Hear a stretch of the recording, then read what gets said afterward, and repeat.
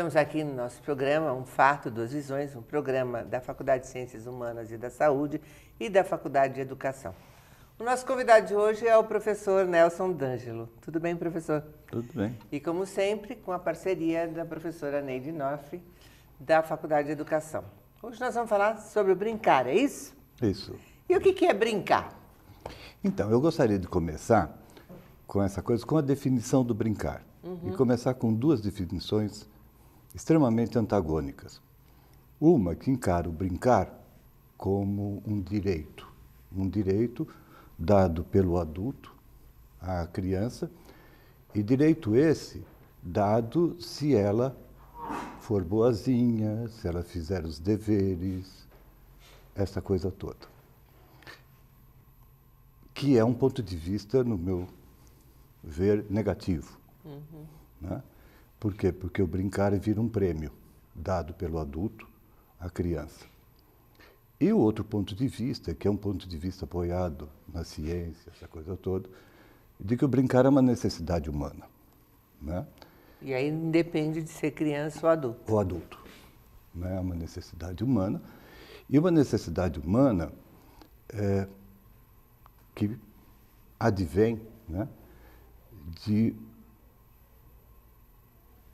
desse tipo de necessidade de o homem ser uma entidade altamente complexa, né, e não ter dentro de si tudo que ele necessita para sobreviver. Então ele precisa fazer trocas, ele precisa buscar no meio a melhor forma de existir, né, de trocar, de fazer essas relações com o mundo. E o brincar é essa estrutura que a natureza nos deu para elaborar da melhor forma possível esse relacionamento entre o sujeito e o meio, e não só entre o sujeito e o meio, mas entre o sujeito e as suas próprias estruturas. O brincar, às vezes, a gente vê como um sinônimo de distrair-se, entreter-se, né? E, embora a gente fale que brincar é coisa séria, tem o brincar para aprender, mas tem o brincar para distrair-se. Tem sentido dizer, quando eu quero brincar é porque eu quero relaxar, não quero me tensionar. Exato. Esse, no meu ponto de vista, esse brincar do divertir-se está ligado ao primeiro conceito, como um prêmio. Quer dizer, eu teria esse direito desde que eu fizesse tudo direitinho. É aquela situação, você pode brincar depois que fizer toda a lição do escola. Exatamente.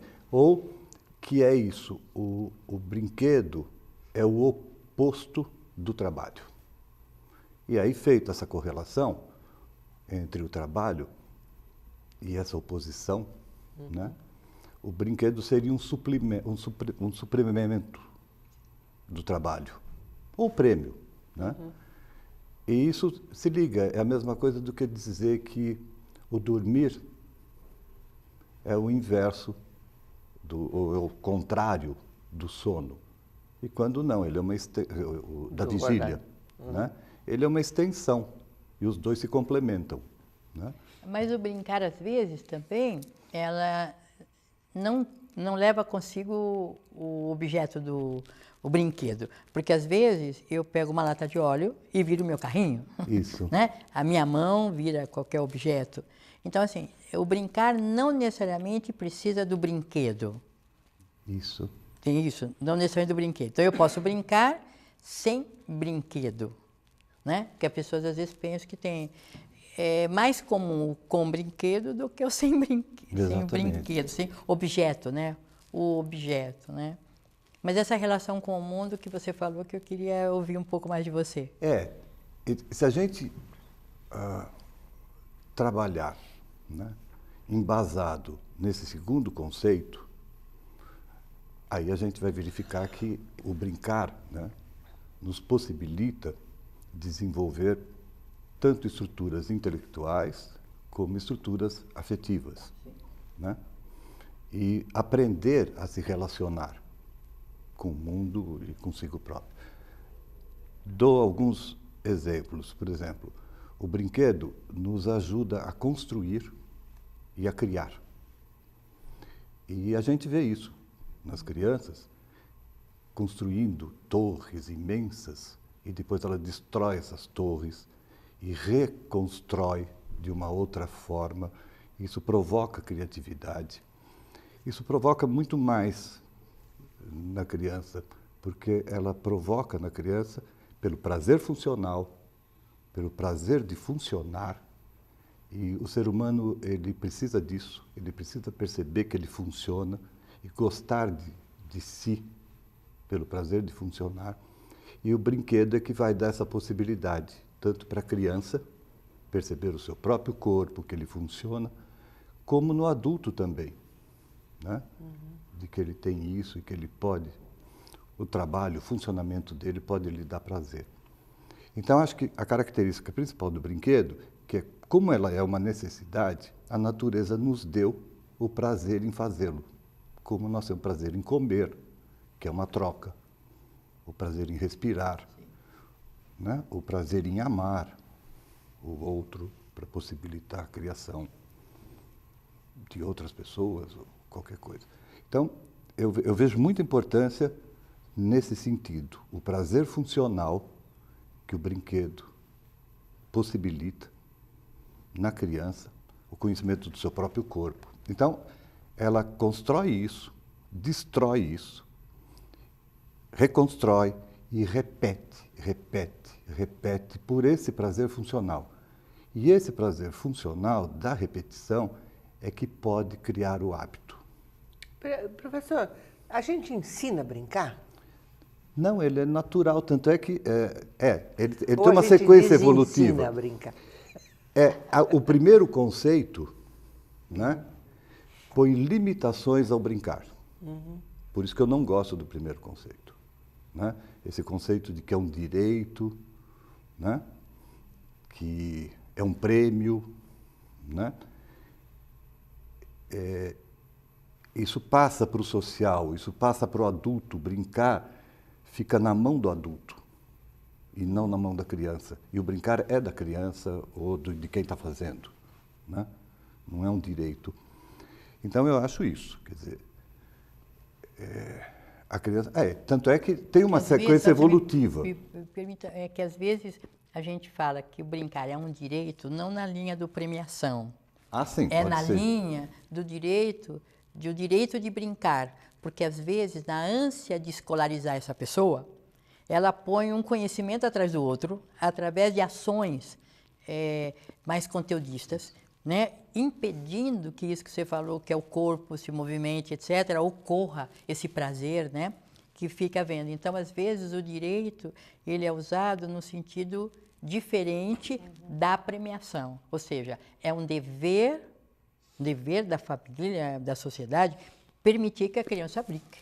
Ah, sim, aí é o Nesse contrário, sentido, é o né? contrário, então. No Que é sentido como do direito, permitir como... que o ser humano coma. Exatamente. Isso, porque é uma Estimular necessidade, até, né? por ser uma necessidade. Necessidade, Ah, né? sim. Nesse sentido.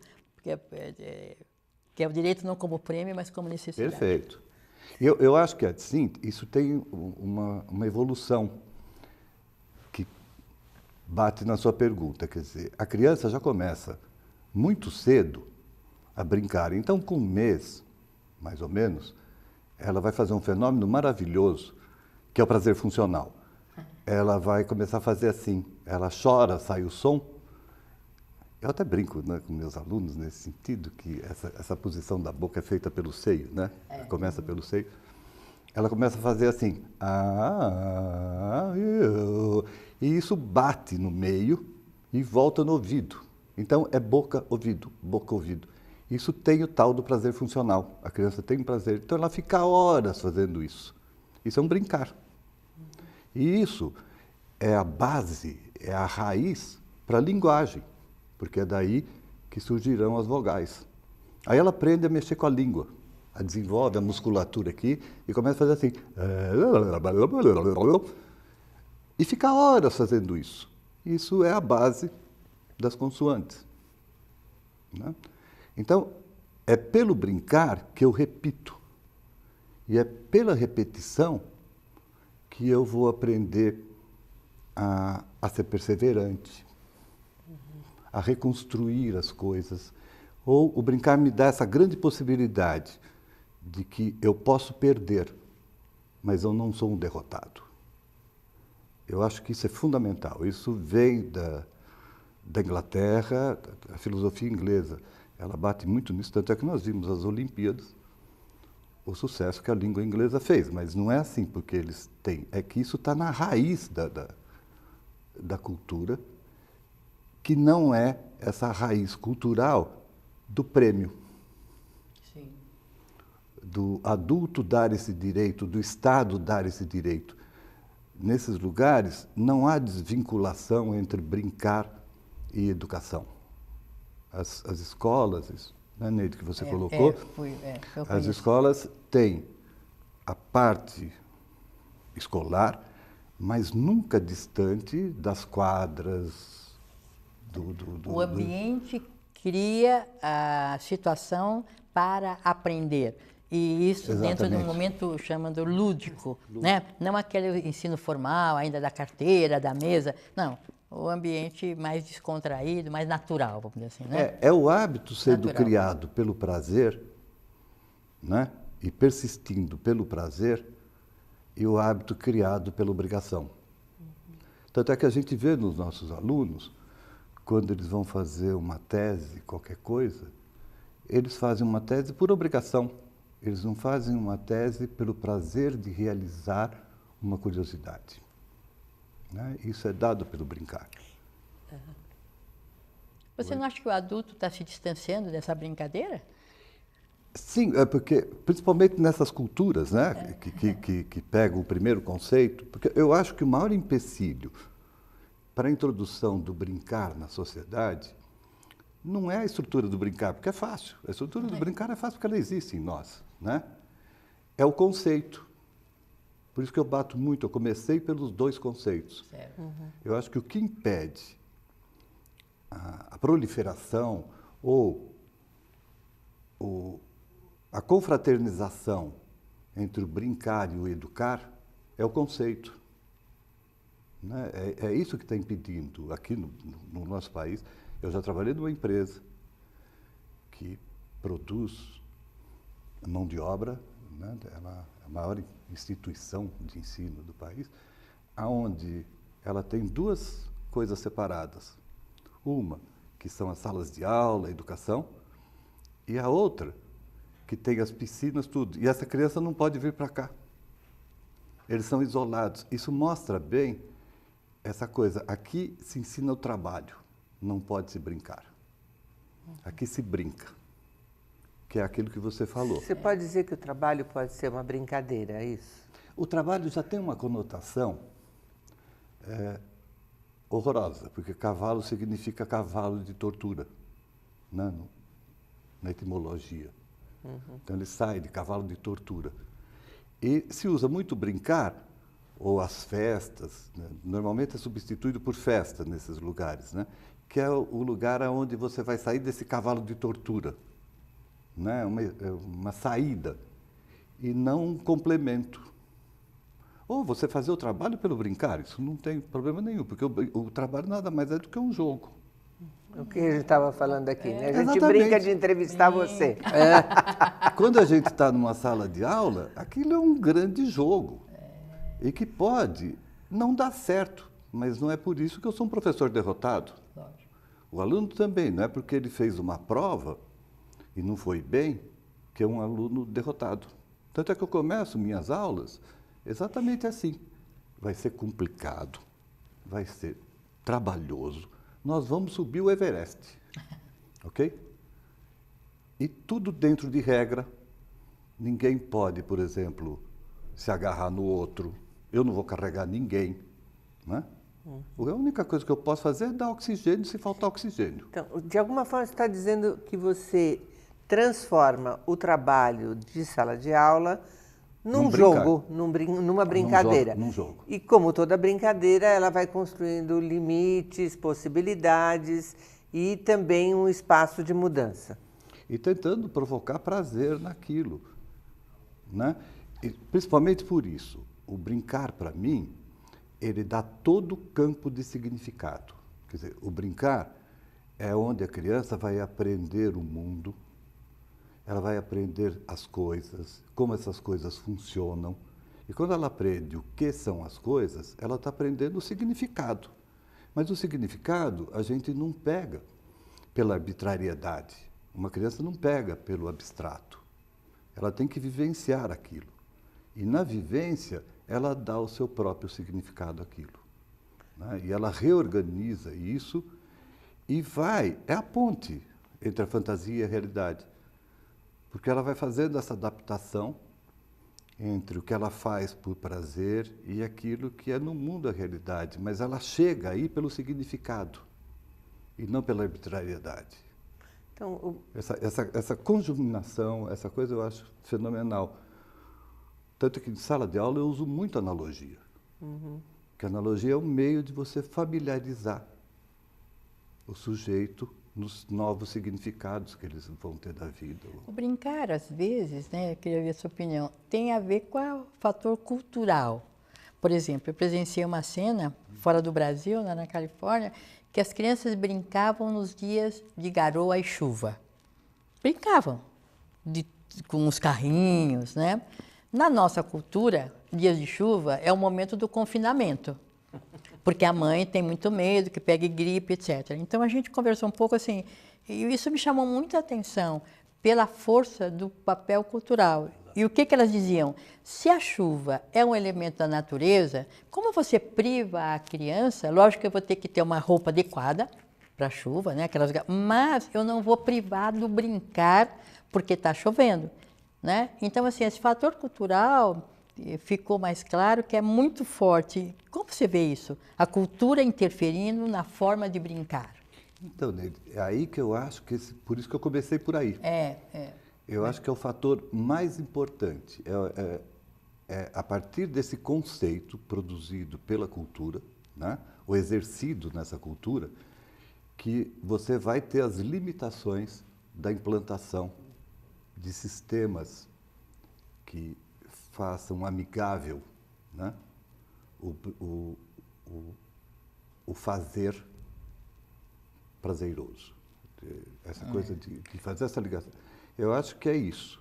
Você pegou o ponto fundamental. Quer dizer, é pelo conceito que nós teremos possibilidade ou não. O que eu tento, como professor dessa matéria, essa coisa toda, é enfrentar o conceito e tentar alterar. Tem que transgredi-lo.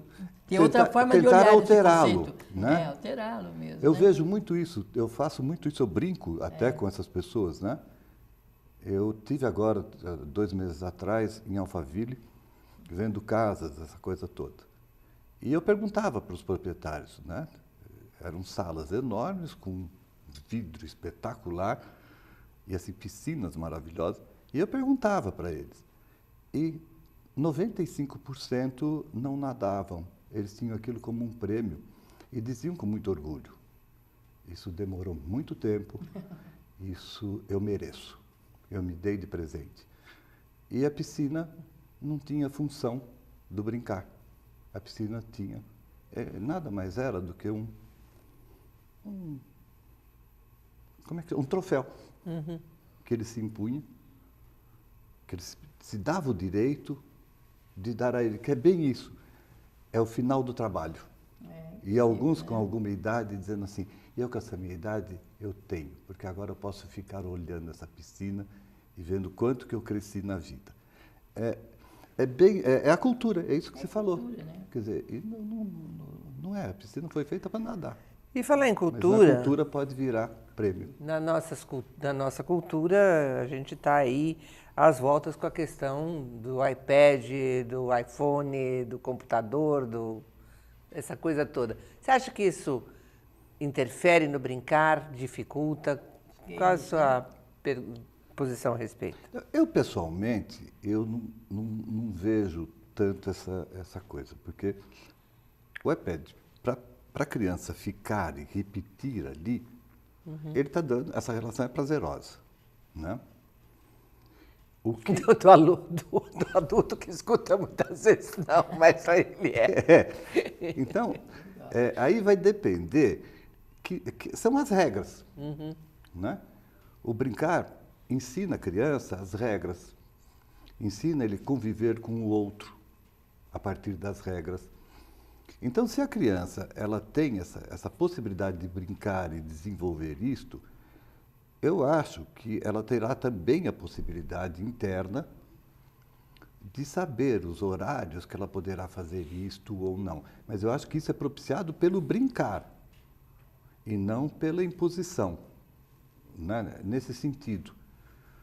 Às vezes, a coisa é tão prazerosa e a criança é tão pequena que esses limites precisam ser bem claros, né?